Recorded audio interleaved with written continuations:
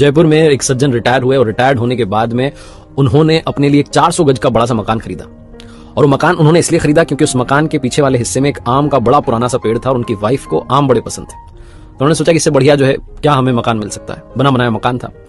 रहने लगे उस मकान में। 2-3 महीने बीते थे कि उनके जो आसपास के दोस्त यार थे उन्होंने कहा कि आपने बढ़िया मकान लिया है, लेकिन एक बार किसी वास्तु वाले एक्सपर्ट को बुला लेते, विशेषज्ञ को बुला लेते और वास्तुशास्त्र के हिसाब से देख लेते, समझ लेते कि कहीं कोई गड़बड़ तो नहीं है, अच्छा रहता आपके लिए।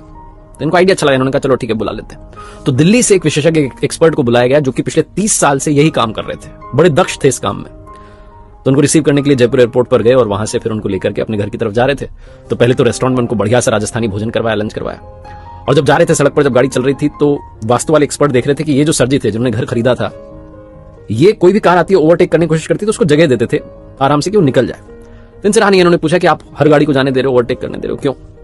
तो उन्होंने कहा कि सर जी जो भी गाड़ी वाला आगे जाना चाह रहा है, हो सकता है वो हमसे ज्यादा जल्दी में हो, किसी इंपॉर्टेंट काम से जा रहा होगा तभी तो वो आगे जाना चाह रहा है। तो वास्तु वाले विशेषज्ञ एक्सपर्ट जो थे मुस्कुरा के रह गए। थोड़ा आगे चले तो रास्ता थोड़ा सकरा होने लगा, जैसे घर आने लगा, गली आने लगी और गली में एक बच्चा दौड़ता हुआ सा क्रॉस करके निकला। इन्होंने गाड़ी का ब्रेक लगा दिया और थोड़ा इत्मीनान से वहां रुक गए, देखने लगे कि कोई और तो नहीं निकल रहा। कमाल ये हुआ कि उस बच्चे के पीछे दौड़ता हुआ एक और बच्चा भाग के निकला। अब की बार फिर से रानी गया। वास्तु वाले विशेषज्ञ ने पूछा कि आपको कैसे पता था कि एक और बच्चा निकलेगा? तो उन्होंने कहा कि अरे सर आपको पता हुआ ना, बचपन में हम खेलते थे तो अकेले थोड़ा ना खेलते थे, हम ऐसे मस्ती में अकेले थोड़ी दौड़ते थे, कोई ना कोई हमारे साथ खेल रहा होता था। तो मुझे लगा कि बच्चा दौड़ के गया, मतलब जरूर इसका कोई पीछा कर रहा है, बच्चा इसके साथ खेल रहा है, तो बस उसी का इंतजार कर रहा था, हमें कौन सा जल्दी है। दूसरा बच्चा निकल गया, अब हम चलते हैं आराम से। फिर से वास्तु वाले एक्सपर्ट मुस्कुराए। जब घर के पास पहुंचे, दरवाजे पर गार्ड ने दरवाजा खोला, गाड़ी अंदर जैसे ही पहुंची तो देखा कि 7-8 पक्षी पीछे की तरफ से उड़ करके जा रहे हैं उस पेड़ के ऊपर से। तो इन्होंने वास्तु वाले विशेषज्ञ से कहा सर जी ने कि आप गाड़ी में बैठे रहिए, उतरिएगा मत। बोले क्यों?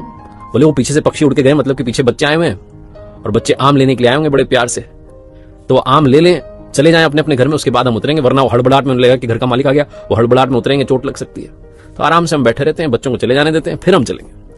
वास्तु वाले विशेषज्ञ ने कहा कि अगर आप बुरा ना माने तो एक बात कहना चाहता हूं, आपको मेरी जरूरत ही नहीं है।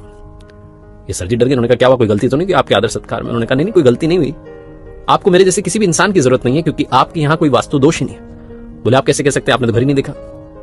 तो विशेषज्ञ जो थे, एक्सपर्ट थे, उन्होंने कहा कि अरे सर मैंने आपको पूरा नोटिस किया, आपके व्यवहार को नोटिस किया, ओवरटेक आप गाड़ी को करने दे रहे हैं क्योंकि आपको लगता है कि सामने वाला जल्दी में, उससे इंपॉर्टेंट काम है, आप उसका ख्याल पहले रख रहे हैं। गली में बच्चा दौड़ के जाता है तो आप दूसरे बच्चे का इंतजार करते हैं कि पहले वो भी निकल जाए, और यहां घर आए तो आप इस बात की प्रतीक्षा कर रहे हैं कि जो बच्चे आपके आंगन में से आम चुराने आए हैं, जिन्हें आप कह रहे हैं कि प्यार से आम ले जाने आए हैं, वो चले जाए, उनको कहीं चोट ना लग जाए। जो इंसान अपने से पहले दूसरों की खुशी का ख्याल रख रहा है, उसके घर में, उसके आंगन में किसी भी तरीके का कोई वास्तु दोष हो ही नहीं सकता।